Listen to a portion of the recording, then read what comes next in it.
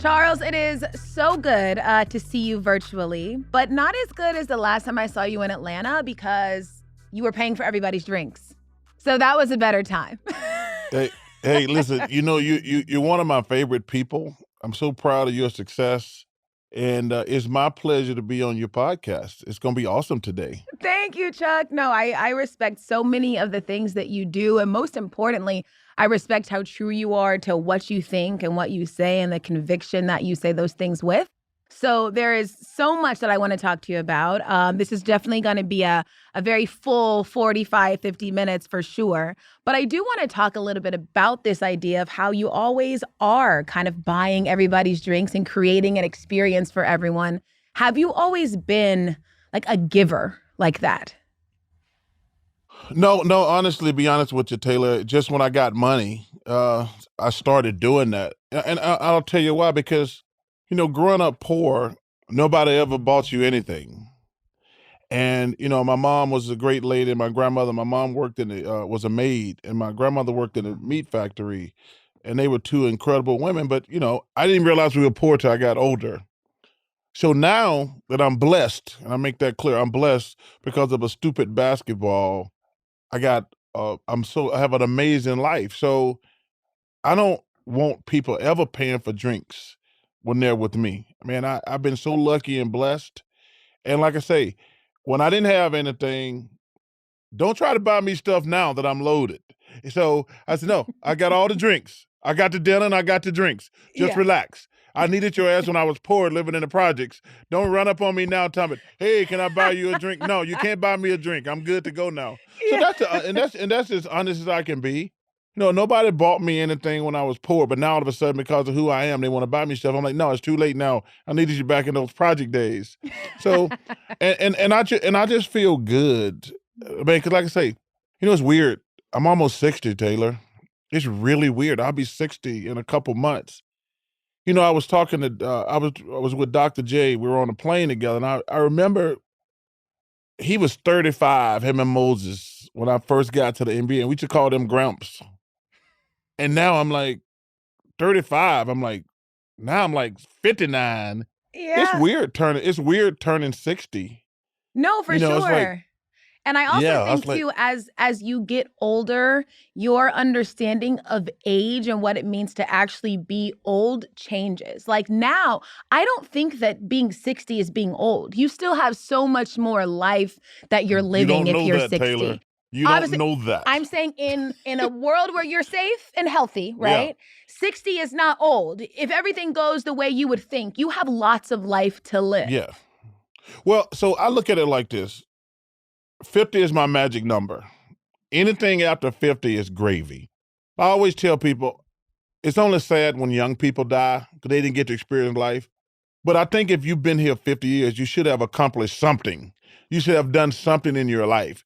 So I'm not being morbid or whatever. Like every day I live past 60, I look at it like, man, that's just gravy. Yeah. And listen, I like to live as long as possible, obviously, but man, I've had such an amazing, tremendous life. I mean, I think about growing up in the projects in my little hometown, a couple thousand people. And because of a stupid ball, I go to Auburn, great decision. Go to Philadelphia for 8 years. Go to Phoenix for 4 years. My last 4 years in Houston, so 16 years. And then I've been blessed to work for Turner for 22 years because of a stupid basketball. So man, I'm so lucky and blessed and thankful Mm-hmm. because it's been just an amazing journey. Yeah. And hey, it's been so much fun. I was blessed to speak at Bill Russell's funeral a couple months ago. I was one of the speakers, meant a lot to me. Shout out to one of my heroes. But the last thing we played was, first of all, he had that loud cackle. But his wife Janine wanted to play this last sound bite for him, and it was really perfect because I could play the same one for myself. And he says, I lived and I died, but I had a hell of a lot of fun along the way. And then he did that that cackle that Bill Russell does.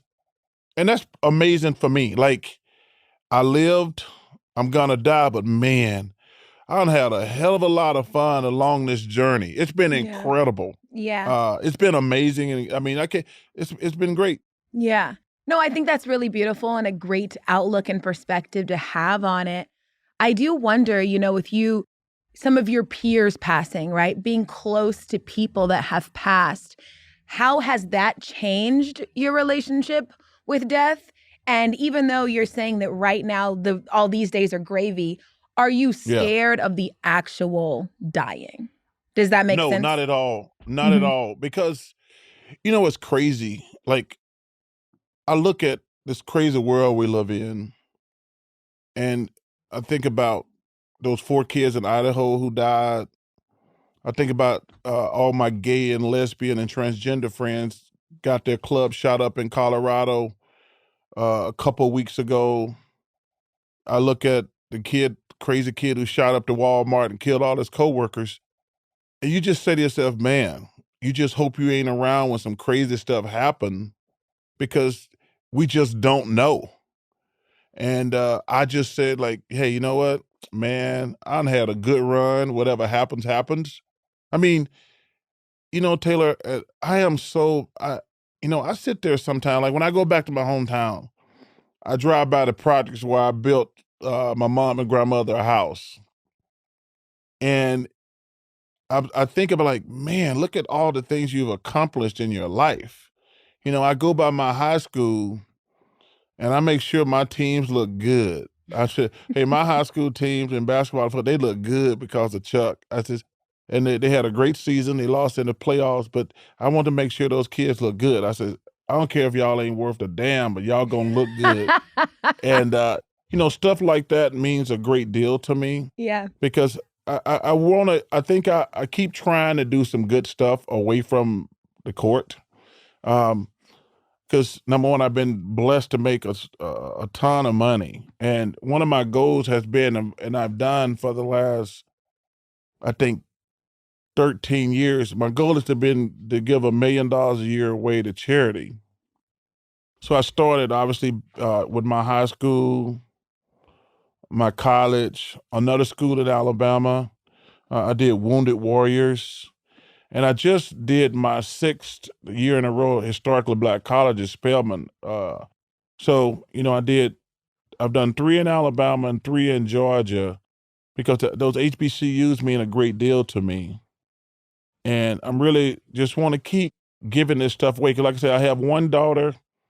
She's a blessing. Got a grandson now, which officially means you're old when you're a grandpa. Oh, my name is Big Pop too. I stole it from somebody this summer. I was at an award show. Ernie got an award, and I went to support him. And this little girl comes up and said, "Mr. Barkley, can I take a picture with you?" I said, "Sure." I said, "Who's gonna take the picture?" She says, "My Big Pop." And I saw this little dude walking toward me, Taylor. I said, "Damn, if that little dude's Big Pop, I know I can be Big Pop because I'm actually big." I love And that. I So says, Big Pop instead of Grandpa is what they "Yeah, call Big you. Pop." I said, "Wait, who's this little dude walking toward her?" She said, "Oh, that's my Big Pop." I said, "Well, I got my grandpa name now."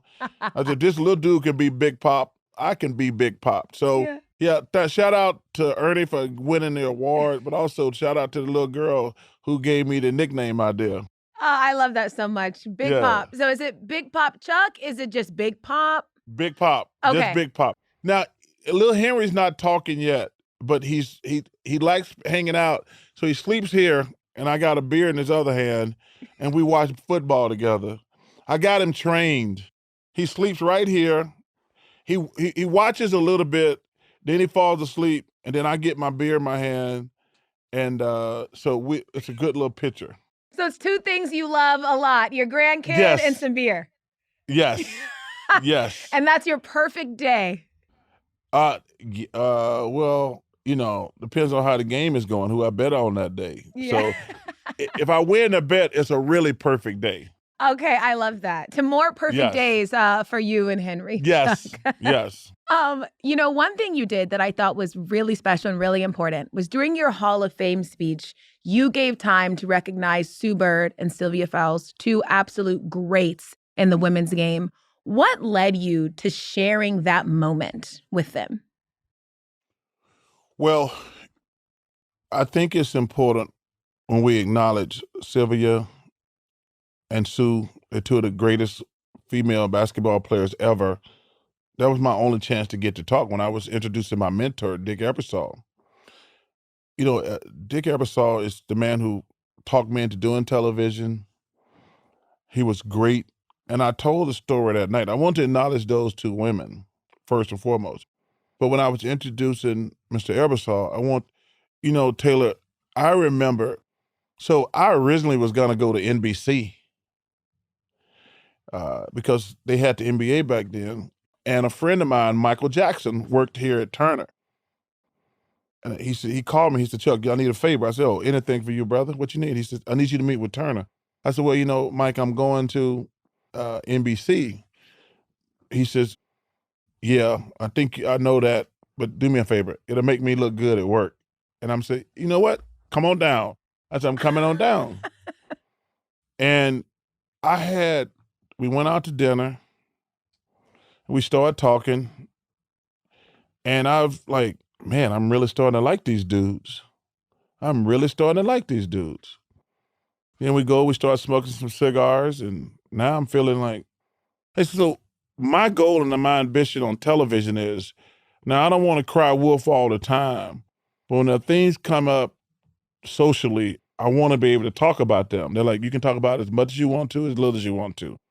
I said, when civil rights stuff happened, social unrest, we can talk about it. They're like, anytime you want to. Interesting. So I go back to my hotel, probably 1, 2 in the morning. I called my agent and I said, hey, Mark, I think I have a problem. He said, what's the problem? I said, I think I want to go to Turner. He says, well, what do you want me to do? I said, I'll tell you what, let me sleep on it and I'll make a decision. I slept like an hour. I called him back like 4 in the morning. I could do that because he's my agent. He better be on the speed dial all the time. You can call him at any time, yes. Yes. I said, yo, man, I'm going to go with Turner. He says, I'll call Ebersol. I said, nope, let me call him man to man. And I told this story the night of the Hall of Fame introduction when he got in. He said to me,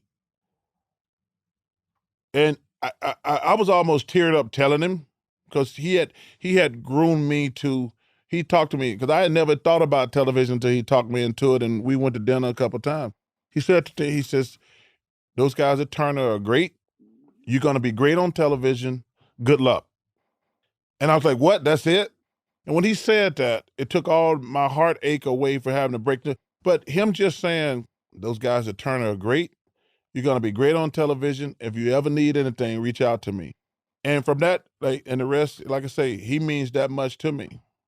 No, I love that. And so you felt like in this moment where, there was a lot of spotlight, even though you're introing him, you needed to give Sue and Sylvia their shine as well. Yes. Yeah. No, I thought that was a super, super important moment. Okay. Thank you. You always have a lot to say, which I love. So I'm going to put some hats on you, okay? You are NBA commissioner for a day. Tell me 3 things you would change. First, one of my pet peeves is ticket prices. You cannot raise your ticket prices if you don't finish above 500. First and foremost, that would be my first thing.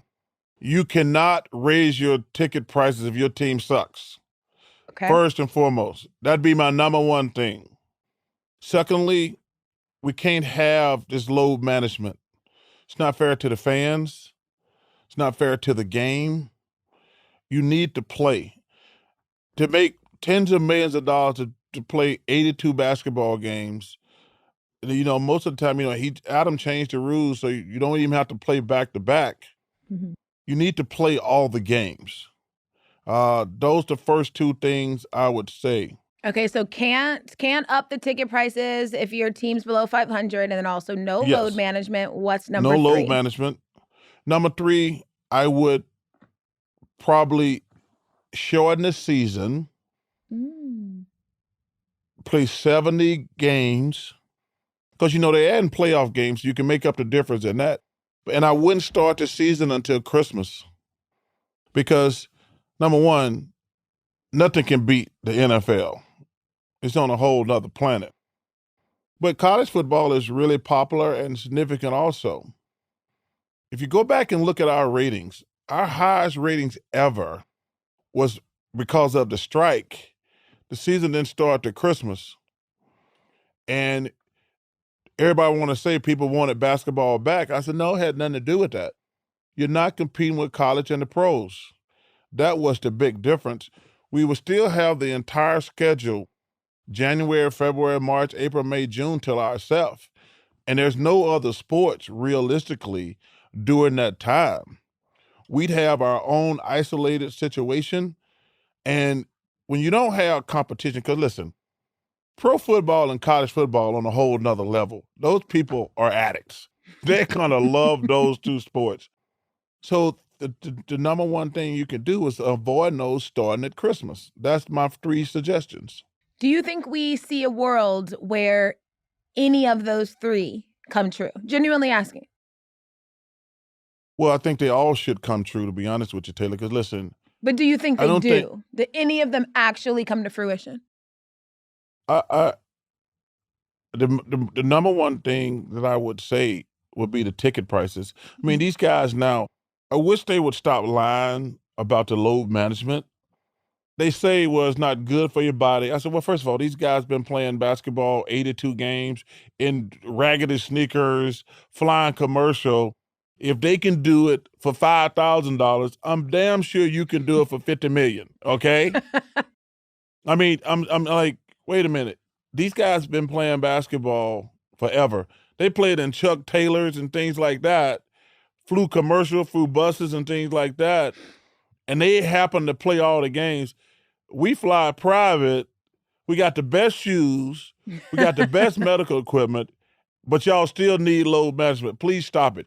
Just say, I want to play longer so I can make more money. That's all it is. You're like, hey, if you're honest about the load management, you'd be like, okay, fine. Hey, because, listen, if you load management, you probably can get an extra 2 or 3 years out of your career. Yeah. I'm smart enough to know that. Yeah. But just say that. Just say, hey, listen, hey, I'd like to make $30, $40 million a year too.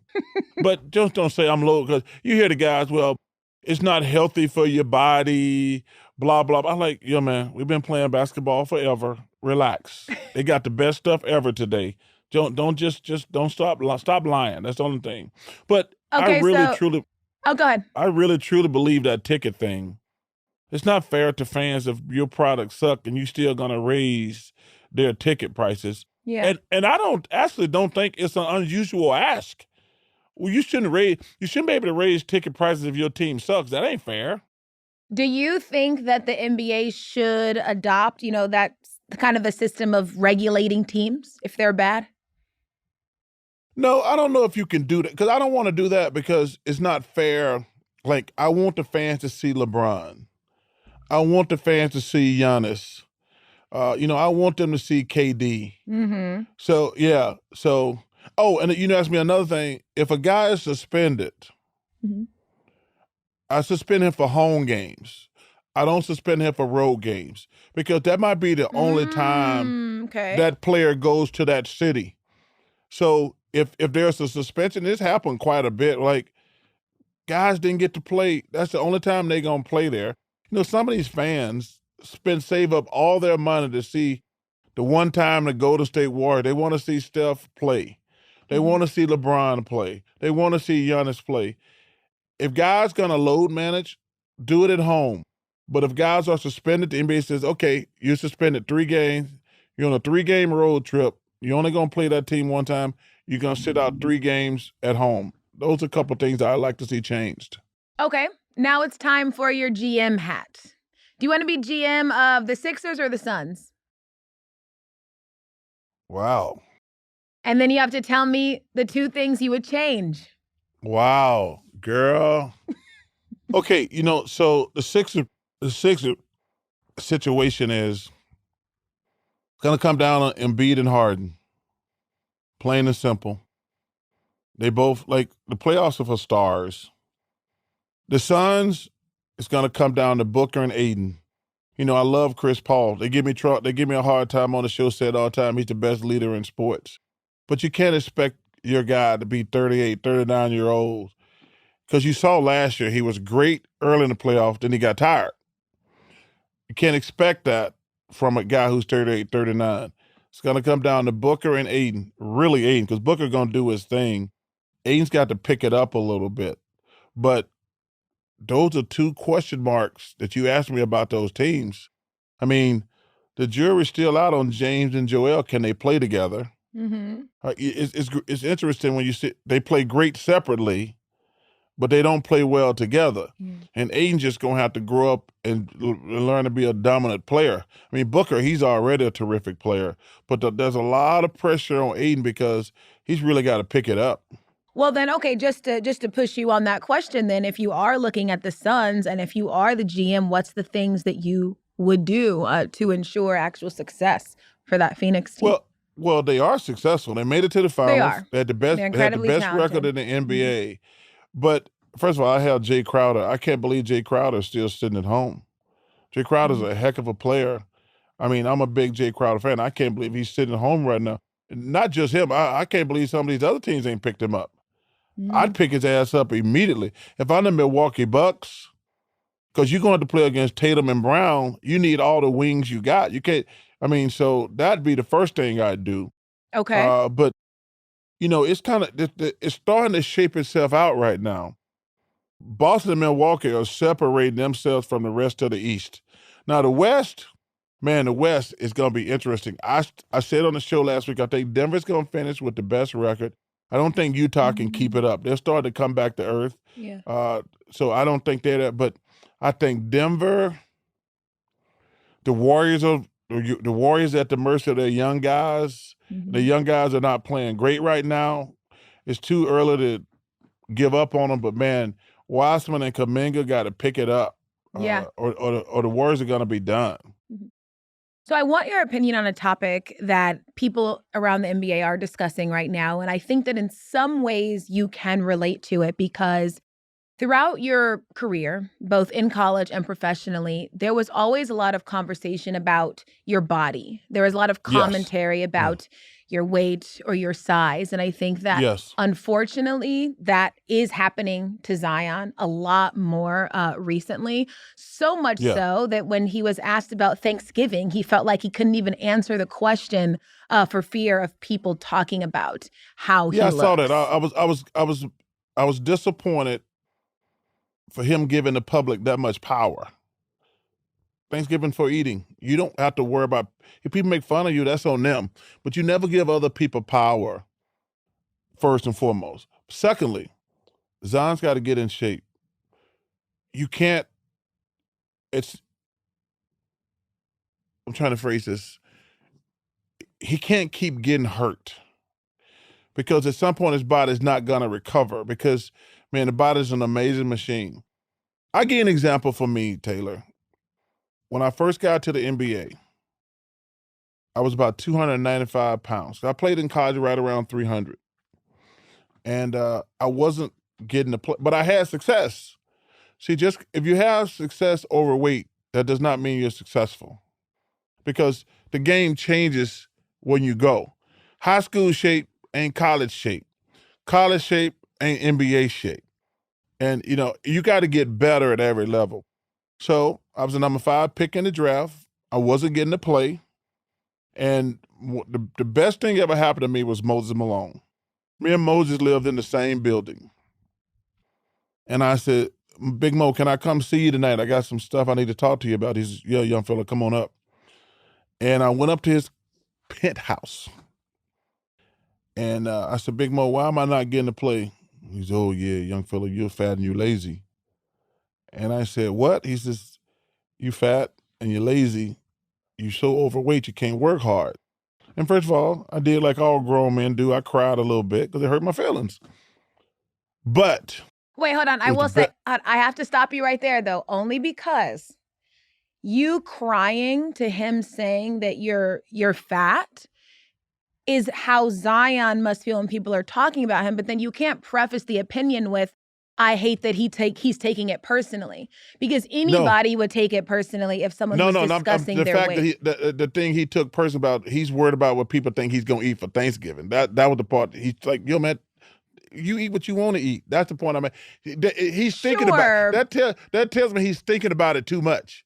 Like, everybody asks everybody what they're having for Thanksgiving. And he was scared to answer the question because he was worried about what other people were going to say. No, I think what you're saying is accurate, but I think that the disappointment probably more so lies in the fact that he has been so ridiculed and under the microscope for his weight that he feels he can't participate in the fun. Hey, this is a deal we make with the devil when you're famous. Everybody has an opinion on you. Listen, I wouldn't change a thing, but part of this thing that we're in. Yeah. That's the reason they pay you all that money. For sure. Yeah, but that's just the way the game is played. But the point I was making was somebody around him's got to say, yo, man, you got to get in shape. But see, the problem with Zion is he's got so much power already.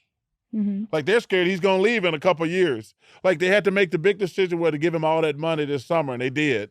Yeah. But now they got to worry about, because now these guys on television are going to be like, well, they're not putting enough around him.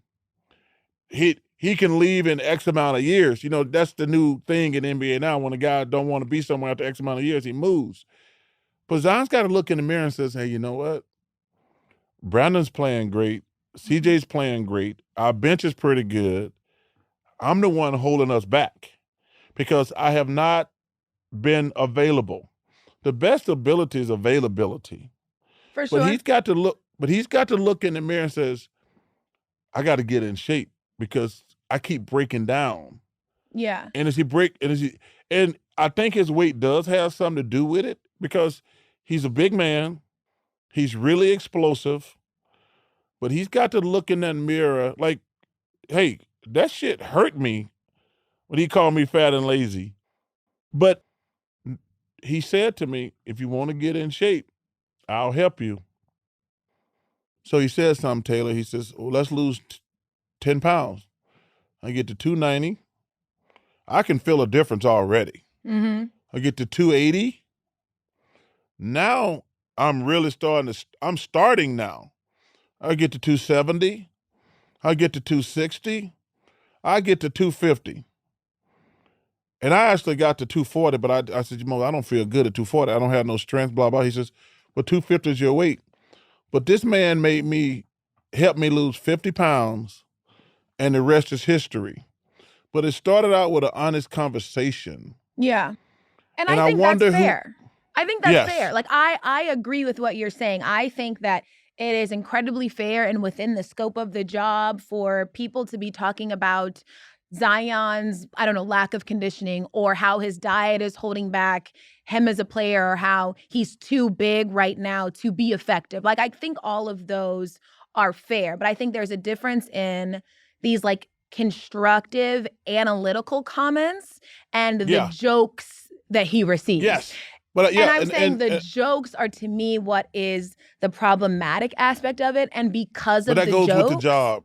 That goes with the job, Yes Taylor. and no. But you could argue it's a little dangerous sometimes when we say that a part of the job is to be made fun of. Because it's like, is that a part of the job? But unfortunately, we can't control the internet. True. Very true. And, like, I don't believe in social media personally because it's just a bunch of losers who are evil and mean-spirited. Yes. I don't even mind, like, if you have an opinion and it's fair, that's fair. But some of the stuff that's said is so negative and so wrong and so unfair. Sure. That's one of the reasons, no matter how much money I've been offered, I'm never going to do social media. Never. Mm-hmm. But I think Zion's a great kid. I think he got a chance of being a great player. But the first thing he's got to do is figure out his body. Yeah. Like, if when I started working out with Moses, if somebody told me I could lose 50 pounds, I would have said, you're freaking nuts. But when I got down to 250, the rest was history. The rest was history. And I'm hoping Zion got good enough people around him say, yo, man, First of all, the type of money these guys are making today, he should already have a chef by now. He should have a chef who lives at his house, cooks him all his meals, because, Taylor, this money has gotten so astronomical. Number one, I'm not a hater. Bless all these young guys, whatever they make. But hey, hey, let me tell you something. I got in shape for $2 million. Okay? If they were going to, I might not ever eat again if they were going to pay me 30, 40, 50 million. My first contract was 4 years, $2 million. And I got in shape for $2 million, Taylor. The money these guys are making today, if they gave me a contract making $30, $40 million a year, I said, yeah, I'm never going to eat again, ever. Now, Charles, so listen, I believe what you're saying. I hear it. I think times are different. I'm in. Yeah. If someone is like, get in shape and we will take care of you, you would do it. I believe that, no question. Yeah. I will say this, though, just because, I am on social media, unfortunately, so I understand maybe some narratives and discussion that happen online. Would you say there have been times in your media career that you have had moments that could be called hypocritical? No, because... You don't think you've ever been a hypocrite, ever? Never. Because because I've done stupid stuff, I got called on it. These guys today don't want to be called on it. So if you want to say I'm hypocritical, that's fair. But when I got called to the carpet when I did something wrong. These guys don't want to be called to the carpet. Because Shaq says, I'm like, Chuck, you did this. I said, yeah. And I got called on the carpet for it. If we don't call people out when they do stuff wrong, like, yeah, I'm from the old group. Like, yeah, when I did stupid stuff, they said, Chuck, quit doing stupid stuff.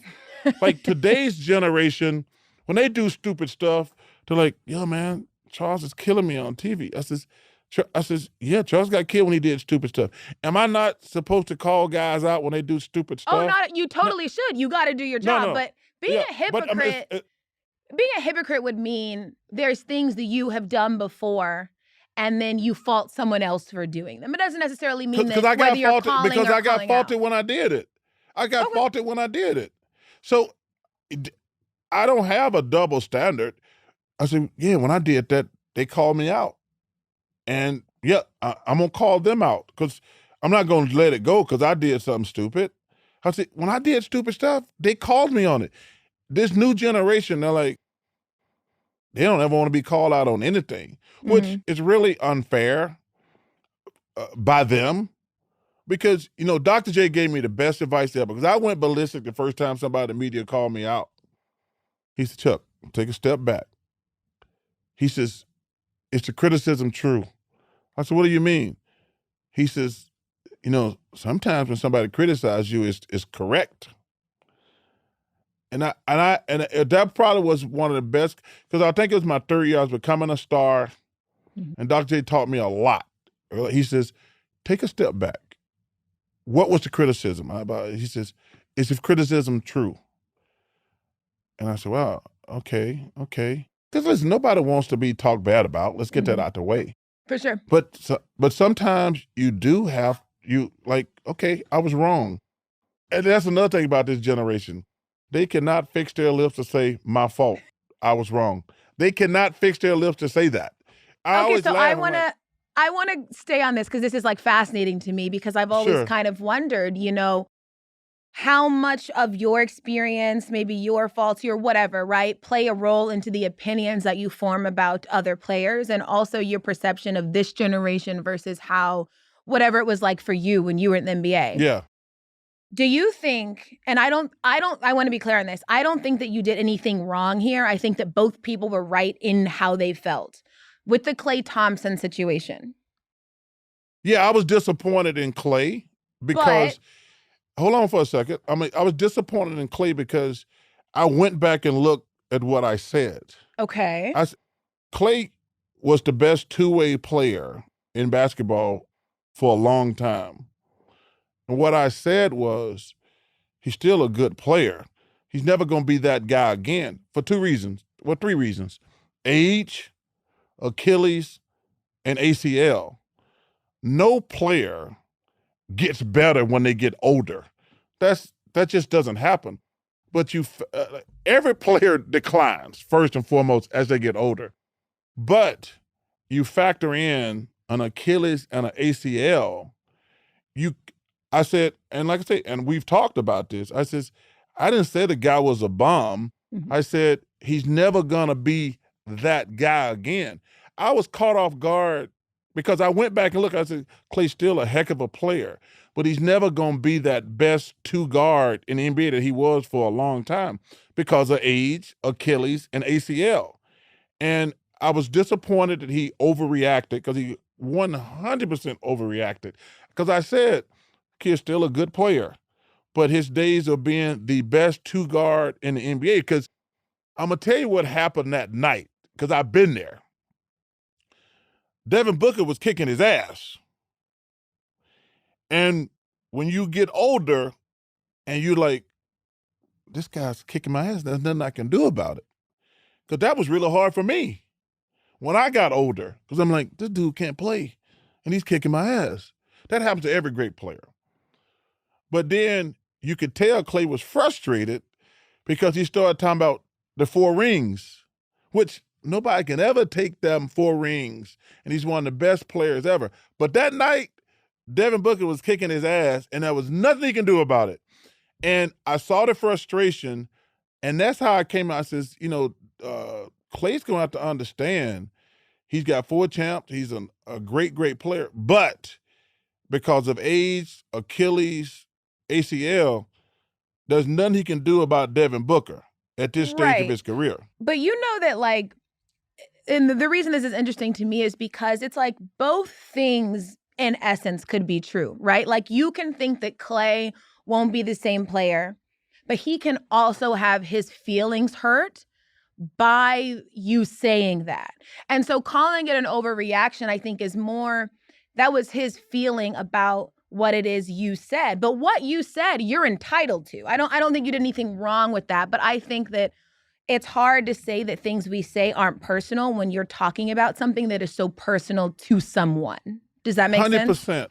It's 100%. But if he actually listened to what I said, I says, Klay's one of the, Klay, because, this is the thing that annoys me about these players today. When I said for 5 to 7 years he was the best two guard in the NBA, offensively and defensively, he never picked up the phone and said, damn, Charles, that's a really nice compliment. But this is what I actually hate about this generation. And this is honest, I'm not going to lie to you ever. I can say 9 great things about these dudes. They call me on the one thing when I call them out. That's the thing that annoys me the most. Like I say, Klay, who I like a lot as a person, never called me and said, man, Charles, somebody who knows basketball calling me the best two guard, offensively, defensively, in the league for 5 to 7 years, man, that's a really nice compliment. He never called me. He got my number.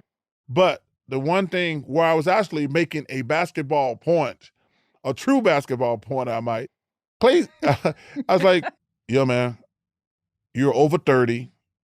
You had an ACL. You had an Achilles. Those 3 things don't go great together. I didn't call him a bum. I said he's still a heck of a player. But that one night, I saw myself a little bit like, man, getting older is no joke. See, because that's the one thing that sucks about sports. No, when you get older, you're still playing against a little 20-year-old kid who, first of all, he's dumber than rocks, but he can run and jump like a mofo. And like my last 2 years, I was brutal in Houston. I couldn't play dead. And I had 2 good years in Houston. Then the last 2, it was so frustrating because I'm like, these dudes can't even play. These dudes can't even play, and there's nothing I can do about it. Because Father Time is undefeated. It's going to get everybody. Yeah, and honestly, going off that, right now there's the report that, people like Carmelo and IT and Boogie, they are determined to make it back to the NBA. And I mean, obviously they have all had, great moments in their career. They're great people, they're great players, all those things. But I wonder what it has to be like sitting at home, watching a game and thinking, I can still do this, and this push and pull of you feeling that way, but knowing that none of the people in those front offices think that. Like It's a how couple. First of all, there's two deaths when you quit playing sports, especially you play. Like there's guys who in and out of the league 1 or 2 years, those don't count. But when you play, you've been great in college and great in the pros. Man, when it's over, Taylor, it's traumatic. It's traumatic when it's over. I mean, but there's nothing you can do. It comes for everybody. But the thing is, for those guys, number one, you don't even know if they can still do it, first and foremost. But also, what role do you want? You don't get. I said a few years ago, I thought Carmelo Anthony was one of the best one-on-one players I've ever seen in my life. And he was. But what role does he still want to be treated like Carmelo Anthony? Like I give an example. My last 2 years in NBA, I went to the coach. I said, "Hey, coach, let me come off the bench." I thought about it, Taylor. I'm not even lying. I thought about it for 2 weeks. wow. I was like, "Damn, I'm not very good right now. Maybe I can help the team if I play against the second unit," which I did, because there's a big difference between playing against starters and bench players. And I went to Rudy. I said, "Coach, I want you to start Kevin Willis." He like, "Why would I do that?" I said, "Coach, you're not hurting my feelings. I'm a big old boy here. Kevin's a better player at this stage of his career than me." I thought about it. I didn't think of this. I didn't think of this shit last night. I've been thinking about it for 2 weeks. He says, "If you want to do that, we'll do it." I said, "It's the right thing to do." And I went to Kevin. I said, "Kevin, I told Coach, you should be starting. You're a better player at this stage of your career. And I think I can help the team coming off the bench because I'll be playing against lesser players." And it actually worked out. I actually played decent. I mean, I wasn't Charles Barkley anymore, but I actually played pretty decent. But Taylor, I'm gonna tell you something, man. When this thing is over, it sucks. So It sucks. I've heard that before from athletes when they say, you died 2 deaths. And Mm-hmm. I get it. But I think it's really powerful to think about what that actually means. Like when you use the word, death for that first one, why is that the accurate term for how you feel when you stop? Because it's something you've done since you were probably 12 years old. I mean, you've been a basketball player. Like, like I probably started 15, 16, somewhere in there. I think I was 38 when I retired. And then you don't play basketball anymore. That's why it's like death. Because let me tell you something. All these fools, like, once you come to the rec center and play, you want me to come and play against a bunch of electricians and plumbers, and I used to play against Carmelo and Michael Jordan? That won't do nothing for me. No disrespect to plumbers and electricians. They're important and significant, but I don't want to play basketball against them. Like, I remember, like, sometimes I'd be in the gym watching regular people play, and I'm like, nah, I'm never, no, no, no, no. This is not attractive to me whatsoever. Yeah. I'm like, I'm sitting, because most of the time I'm just laughing because you realize, like, damn, I was really good at basketball. These When did dudes, you when did you stop defining yourself by basketball? well, I think, that's kind of going to that depth thing that we talked about a little bit earlier. Like, when you stop playing, it's over. Like, it's over. Like you can walk around like you're Charles Barkley or Karl Malone or Patrick Ewing or Michael Jordan, whatever, but you just a guy. And like nobody can take away what you accomplished, but it's over. The day you step off that basketball court. I mean, and it's amazing, it's fun, it's awesome, it's special. But then one day you wake up and like it's over. So And go ahead. Mhm. and it's traumatic. Yeah. It's a traumatic thing for you. So while I think that we might think we know the answer, I would love to actually hear the answer. Which phase of your life has made you the happiest or more at peace? Is it basketball Charles Barkley, or has it been media Charles Barkley? Taylor, ain't nothing like playing a sport and being great at it, and nothing. I don't care what happens on television. There's nothing like this weekend, I was watching all the rivalry games. Mm-hmm. Like, I'm sitting there watching Ohio State, Michigan, watching Alabama, Auburn. Like, being a player in that environment where the whole state, your stadium's like counting on you to make their day good. There's nothing like it. And then when you're in the NBA, when your team is having a great season, you're doing well in the playoff, the city's on fire. People forget about all the problems and BS going on in their life. For 2 hours, you can make them happy. There's nothing like it. Like people, you people like, I'm going through this, I'm going through that, but man, for 2 hours or doing a playoff run, like everybody's happy, the city's on. Ain't nothing like playing a sport for a living. And I mean, Chuck, yeah. you were a hell of a player. And I think, in my opinion, you tell me if you agree, I think some people have forgotten how good you were, especially those that were younger who they hear how good Charles Barkley was, but to them, you're the person on TNT that talks about basketball. Do you think in some ways people have forgotten who Chuck was on the court? That's a great question. But in fairness, Taylor, I'm in my 22nd year on TNT. So anybody, think about it. Most of these people ain't been alive. But I was born the year that you were traded to the Suns, actually, but I obviously know how good you were. Yeah. but listen, what I accomplished was, I'm really happy with my career. The only thing I was missing was a championship. Wish I could have got that for the city of Arizona, the state of Arizona, excuse me. Philadelphia had gotten one. Houston had got one. That was probably, not getting the Suns one was probably my biggest regret more than anything. But I don't think about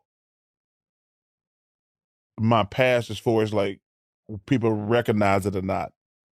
Because we forget everybody. I had this argument with this guy, not an argument, this guy, I don't even know his name, came up to me actually, I think 5 days ago. He says, "Why do y'all not mention Wilt Chamberlain as the greatest ever?" I said, well, first of all, I'm a 76er. I love Wilt Chamberlain. And I got to meet him twice, and it was amazing. But I said, but I realized something. All these people who are talking about sports today have never seen Wilt Chamberlain play.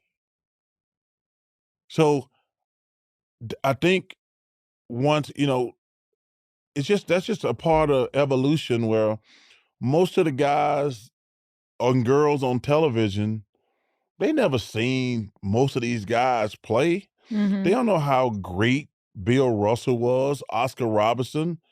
I think, and let's be realistic, I only seen those guys in tapes myself. Yeah. My first recollection of the NBA is probably Bird, Magic, and most people think about that. I mean, I don't think I really started paying attention to the NBA until Bird and Magic made it popular.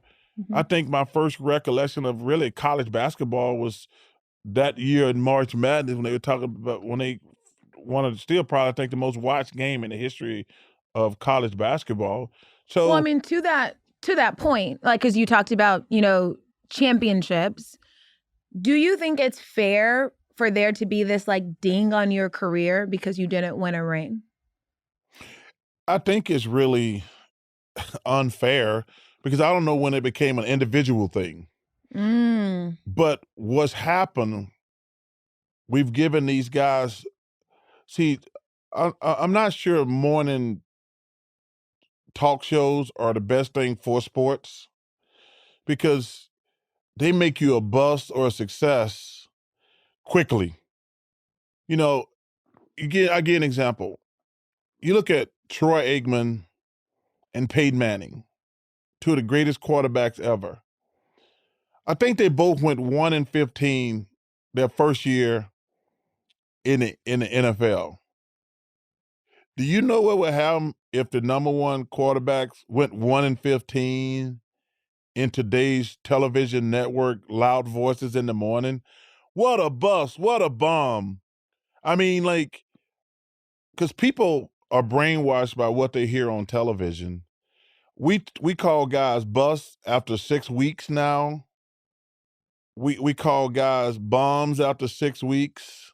But hold on, I will say, Chuck, because I'm really interested in how it has affected you personally for this, because I do think that zero is effect on me. But no, Zero. but that is a thing I'm that talking is about the broad. championship thing. Yeah, I'm talking about the championship thing, because I agree it is unfair to ding people for like not winning the ring. But that goes back to what we were talking about earlier. That's the job. Yeah. That goes. I have to take. I don't get to take just the good stuff. Like, when you're in the limelight, for some reason, every idiot, fool, and jackass feel like they got a computer. They got to comment on somebody. I read stories like people talking about how their kids dress and things like that. I'm like, why is that your business? Why you got to comment on that? But that's part of the job. When you're famous, everybody has an opinion about you. But how do you think the conversation around you would be different if you did have that ring? Because you're saying it's unfair, it's not an individual thing. Well, that would be the only knock. Yeah. It would be like my resume is complete. Yeah. That would be the only thing. But let me just tell you this. I would never. I talked to you earlier about giving fools power. I would never give anybody the power to say my life was not successful because I didn't win another basketball game. That's never gonna happen. Yeah. You know, when I speak to kids, I do a lot of speaking at high schools, to teams and college teams, and actually pro teams also. And I talk to them about self-esteem. I said, yo, man, it's called self-esteem, not what all these other fools think of you. It's called self-esteem. I'm very happy with what I accomplished in basketball. Like I say, the only thing I didn't do was win the championship. I know I was great. Nobody has to tell me. I know I'm great. Absolutely, yeah.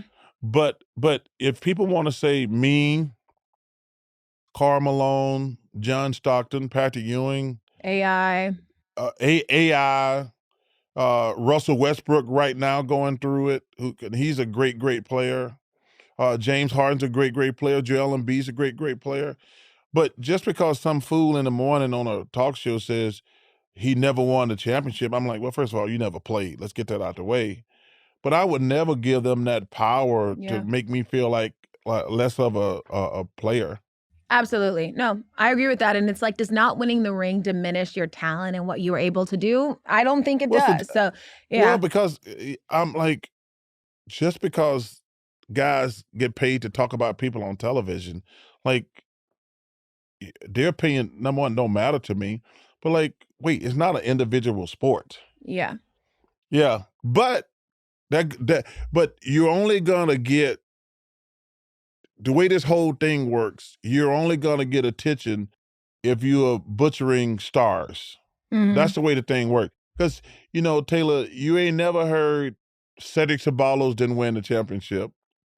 You ain't never heard Dan Marley, one of my best friends. It's like the only way to sustain an argument and get clicks is I've got to go after the stars. Well, yeah, because you could argue the reason the person not winning a ring is even a conversation is because you feel as though they could win a ring. Like, it is almost a mark of like, I think you are talented enough. Like, you are someone big enough for me to discuss. It's called big game hunting. Yeah. Like, the best way to get clicks and to get attention is go after the bigger stars in every sport. But like I say, that's the way the game works now. Well, Chuck, speaking of big stars, you went on Tom Brady's show, I think last week maybe, and you talked about how you haven't spoken to Michael Jordan for 10 years because of something that you said on air. Yes. Who knows if Michael Jordan saw that podcast, but right now, if Michael Jordan was right here, what is the thing that you would say? Because I know you said he was your best friend. You guys haven't spoken. You didn't love that. What would you say to Michael Jordan? It's a really unfortunate situation for me and him. But Taylor, I'm gonna do my job first and foremost because I can't criticize other coaches and general managers and give him a pass because he's my best friend. I just can't do that. And what I said was, I wasn't sure. I said, Michael got to surround himself with better people. That's what you said Because, on air. Yes. And I said, I worry about him being successful because when you're a star, especially because he's the biggest star I've ever been around, everybody around you is going to tell you what you want to hear. And I didn't think he had a good enough supporting cast around him in the front office to be successful. And I said that and had no problem saying it because it was the truth. Mm-hmm. And he took offense and he called me and it wasn't a pleasant conversation. And we haven't spoken since then. But did you know after that phone call, y'all likely wouldn't talk for a while? That's a great question. I thought it would blow over, to be honest with you. And he's stubborn and I'm stubborn. And that's it. But right now, because I know you are a person who does, lead with compassion, and I know that you do really cherish your friends. If you had the opportunity to talk to Michael now, what is it that you would say to mend that? I probably would say, hey, what I said was I believed. I'm sorry you took offense to it. And let's get past this bullshit and go back to playing golf and having fun.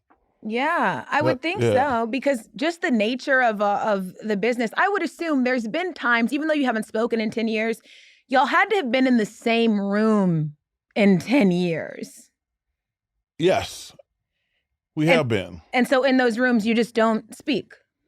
Yes. That's so sad. It's unfortunate. It is sad and it's unfortunate. But we have been in the room, I think, 5 times. And just walk past each other.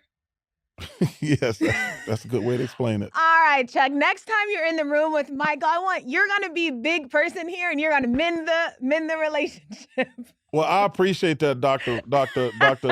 Ruth. That's going to be our goal. That's going to be our goal. Yes. So a couple more for you, but before I let you go, I spoke to Kevin Durant today. I told him that I was interviewing you. And I asked him if he had a question that he wanted to ask you. And he does have one. Would you like to hear it? Yes. Katie's question was, is money your only motive in life? Money. I think that money is important because you get to do great stuff with it. But I'm way past worrying about money at this stage of my life, to be honest with you. Mm-hmm. But I think it's really important because what I really want to do is, I think I've really done a fantastic job of giving back. It really means a lot to me. It really means a lot to me to give back because, the one thing that bothers me about America, the greatest country in the world, there is racism, always has been, and always will be. But we need to always address it when it happens, whether it's anti-Semitic. If it happened to Asian, there's a lot of Asian hate going on out there. There's a lot of gay hate, transgender hate going on. We need to address those things. I'm always support my gay friends and transgender friends.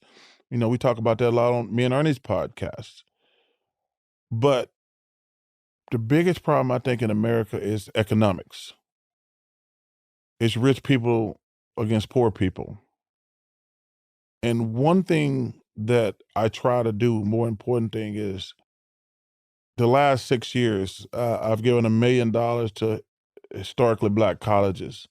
And I'm going to keep doing that because one of the travesties of our country is what it costs to go to college now. It's a joke and a disgrace that we're paying these kids have to pay X amount of money to go to college. It's a joke. But what I try to do with my small little piece is I really want to try to make a difference uh, economically for poor people. And I'm going to keep doing my part. So the money's not even close to the most important thing, but it's important depending on what you do with it. Like, I drive a Kia. You know, it's so funny when you talk to kids, they're like, what kind of car you got? I'm like, "Oh, I got a Kia."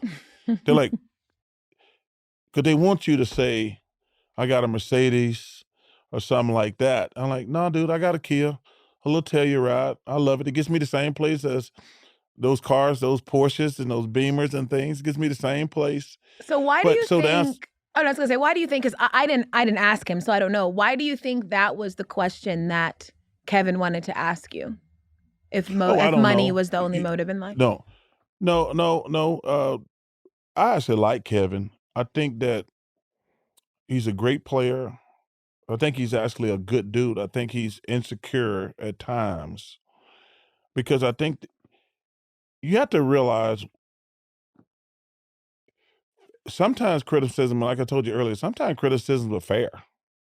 Now, he got mad at me because, and it didn't bother me because my point was, there's a really big difference to being the bus driver than the bus rider. Everybody on the bus is important, but the mental stress, the leadership, or that's all the part of being the man. The stress of dealing with not winning, keeping the locker room together, dealing with that stuff every night, every game, that's is stressful. And one of the reasons, he gets mad when the old guys like myself saying he got to win a championship away from the Golden State Warriors before he gets, for his level to grow. And I know he got offended by that, but that's not my job to worry about people's feelings. My job, because when I'm on television, I'm really talking to the public. I'm Yeah. not talking like I can't go on TV and try to protect the players and the coaches and general managers. Like I want the people at home to know what's going on. And that's For always going to be sure. my focus. And I mean, I know obviously every media person has a job to do. Your job is to literally give your opinion, right? I'm in no way faulting you on Yes. that. You should be able to say exactly what you think about whatever player it is. I think that to play a bit of devil's advocate, and also because I've had so many conversations with Kevin more so about perception that happens. I think the issue that comes sometimes from players and people in the media is, for example, right now for you to say, I think he's insecure, right? It's like, what data have we collected or what conversation have you had with him personally to be able to label him as an insecure person? And so then I think that when he's always being told he's these things, your automatic reaction is going to be, okay, well, I need to tell you what I actually am. And I think that's why a lot of fans do sometimes enjoy this, like going back and forth with him online, because it's the one time that a person can tell you who they are, as opposed to somebody who isn't them trying to tell you the ins and outs of what they are doing on the court or who they are as a person. Does that make sense? Yeah, I understand that. But the reason I say he's insecure, Taylor, there's levels to this. You don't have to react to every fool. Like when you're arguing with a 16-year-old kid, that's like, yo, man, why are you worried about a 16-year-old kid? Like, I don't get, I don't talk to that many people that I like every idiot fool jackass that says something to me, I don't respond. I'm like, yo, man, I don't care what you think. So that would make you, that makes you insecure. Like if it's somebody I admire and respect, like, okay, I'll listen to you. But when I talk about insecurities, like, yo, man, everybody's opinion doesn't matter. It does not. Mhm. So like, when my man's got, man, you don't need burner phones. You're Kevin Durant. You can say whatever the hell you want to, but you don't have to react to every single thing. And like, so that's why I think some of his insecurities come in from. Do you feel like there really is that much of a difference between the way players acted in your generation and the way players act now? Or is there just more things available now for people to see how they act?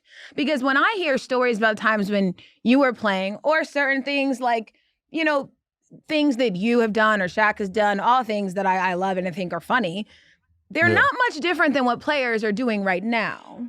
Well, I think the difference is they overreact. Like, number one, I never talk about anybody's personal life.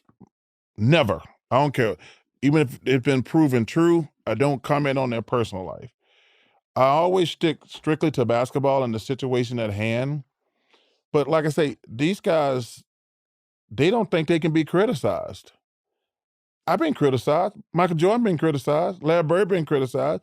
Magic Johnson been criticized. I mean, remember, I forget, when Magic played bad one year, they called him Tragic Johnson in the playoffs. He didn't get mad. He But why got do you better. think players didn't get, like, I guess it's hard for me, and I'm genuinely asking you your opinion. It's hard for me to believe that just because people were born in different times that they didn't get mad when they were criticized. Because I don't believe that you weren't mad if you were criticized. I don't believe anyone's not a little mad. What? You Me have to ask included. yourself. No, but I'm saying, though, I go back to what I said, my conversation with Dr. J. You have to ask yourself, is the criticism fair? I don't think these guys ever take the time to, like, is the criticism fair? They're like, no, he criticized me, I gotta go back at him on social media or on television. I wish some of the time they're like, yo, man, okay, that's a fair criticism. But I don't think they believe that today. They think that because, and I think and it ain't, anytime you criticize guys, the old get off my lawn guy, like, no, dude, you can be criticized. Everybody's been criticized before. I mean, I played during the Michael Jordan era, and remember, like, this is how old I am. Like, oh, he can't win. You can't win with him doing that. I'm like, okay. Then he won. But like, uh, everybody gets criticized. But the problem is when you criticize guys today, man, they take it so personally, which is fine. I don't mind them getting mad. Well, how do you think you would have reacted to Charles Barkley? How would Charles Barkley have reacted to TNT Charles Barkley? Genuinely asking. Well, that goes back to what I said earlier. Okay, is the criticism fair? Because I ain't never had when players call me, when coaches call me, when general managers call me, first of all, I talk to 15 guys a week, whether they're player, coaches, general managers. Their conversations are always private. I would never disclose a private conversation, ever. But and I says, well, this is why I said this. And 90% of the time, they're like, it wasn't a personal shot, dude. You saw what just happened in the game. And that's probably one, I tell you a funny story. One night, remember the night Kobe Bryant wouldn't shoot the basketball against the Suns one year? I went off on him after the game. I said, hey, listen, we all big Kobe Bryant fans, but what he did tonight was just total bullshit. He wouldn't shoot the ball. He was trying to prove, I think he shot one time in the second half. And it was brutal. I mean, he was just trying to prove a point. He didn't have any help. So he starts texting me after the game, calling me every freaking name in the book. And this goes on for about 3 hours. It's like 4 or 5 o'clock in the morning now. We work till like 1:32. And I said, yo, man, pick up the freaking phone and talk to me. But he was calling me every name in the book. You've had a lot of calls after the show. Probably in 22 years, probably 10 calls right after the show. What's a call that would surprise me? You don't have to tell me about the conversation, but who's someone who called you and you were surprised they took offense by something you said? Well, there's been a couple coaching decisions. A couple coaches called me. I says, you didn't do that right. You didn't do that right. But so you've gotten a call from MJ, you've gotten a call from Kobe. Who's one more that you can just recall called you due to something you said? I don't even remember, to be honest with you, because I haven't got a call. I mean, because, man, God, rest in peace, Kobe. I'm trying to think. That was so long ago. But that was really one of the funniest nights of my life. Because I get back to the hotel, and it's like 2:30. And we text each other probably another 10, 15 times. Well, his texts were like cursing me out. I'm like, yo, man, I explained to you why I said what I said. No ifs. And well, I just did. And then, like I said, when we saw each other the next year, he says, yo, man, you know what? You were right. And that's the thing I admired about Kobe. He says, Chuck, you was right and I was wrong. I said, yo, man, I love you. You were wrong that night. I'm not trying to, these kids today, counsel anybody. Like, but, it goes back to a point I made to you earlier. I get so offended at times when an agent calls me or a coach calls me. I says, yo, man, I been bragging on your player for years. And the one time I criticize him, you freaking blow up my phone. Yeah. That's the thing that probably annoys me the most, to be honest with you. Like, I'm like, yo, man, why don't you ever call me and say, Chuck, thank you for the kind words about my player.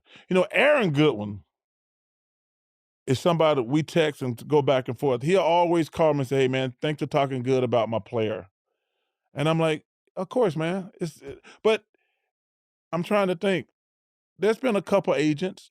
Bam Adebayo's, about a couple years ago, I was bragging. I said, if this dude don't make the All-Star team, it's a travesty and a disgrace. And I got a call from the Heat saying, thank you, blah, blah, blah. Then his mom says, then I saw his mom at the All-Star game. She said, I just want to thank you. You're the only person who said you're the only person my son should make the All-Star team. And I started saying it like 3 months before the thing. Like right now, let me tell you something right now. Shai Gilgeous-Alexander better be starting in the damn All-Star game this year. I'm saying that right now on your podcast. Shai, you got it. Shai should be in the All-Star. You're saying something nice. It's on record. Starter. All-Star starter. Got it. Well, you know what, Chuck? I was going to say, on this spirit of positivity, because I know you have to go, I want to ask you one more question.